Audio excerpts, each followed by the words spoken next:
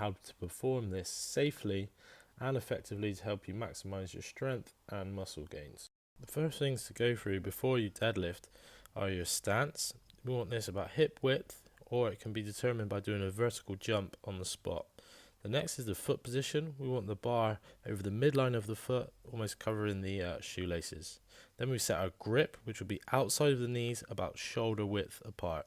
Then we want to set our shoulder position, and the shoulders will be slightly beyond the bar, with the shoulder blades directly over the bar.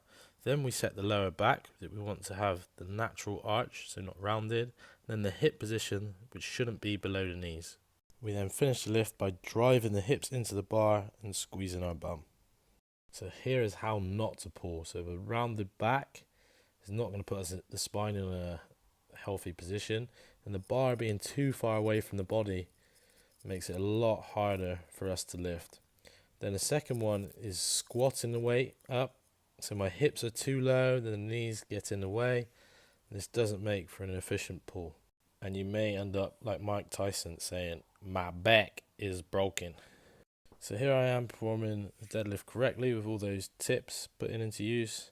So my foot stance, the foot position, the grip, the shoulders, the shoulder blades, and some funny faces while I take a breath each rep as well.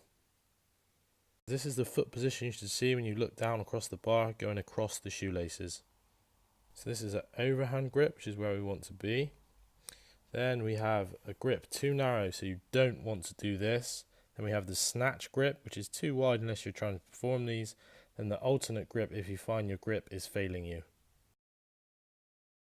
Here we are taking the slack out of the bar. We want to do this before we lift the bar off the floor. Okay, next we're going to look at the sumo deadlift. On the sumo deadlift, we want to take as wide stance as we comfortably can, with the feet turned out so that the hips also turn out.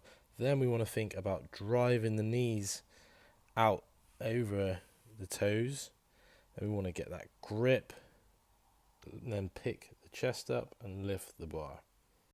Here we're going to cover how not to sumo deadlift. So you see I'm pulling with a rounded lower back, I'm not picking that chest up. Then in this variation, I'm sitting too far back, my shoulder blades are not over the bar, and my torso is too vertical.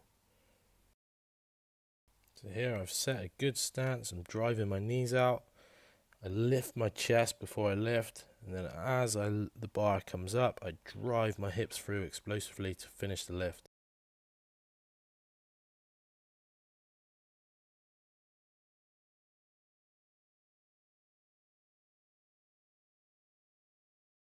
Here's from another angle, getting my position, feet are out wide, driving the knees out, picking that chest up, and then getting those hips through.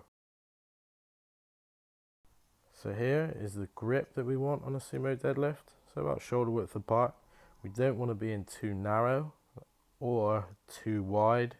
You can use an alternate grip if your grip starts to fail you. So here you can see the stance, my toes are turned out, my knees are turned out, and then I'm also pulling the slack out of the bar before I lift. Thank you for watching the video. If you found it useful, then please feel free to share so that we can help more people learn how to lift correctly and get stronger. If you have any questions, then please comment below and I will get back to you.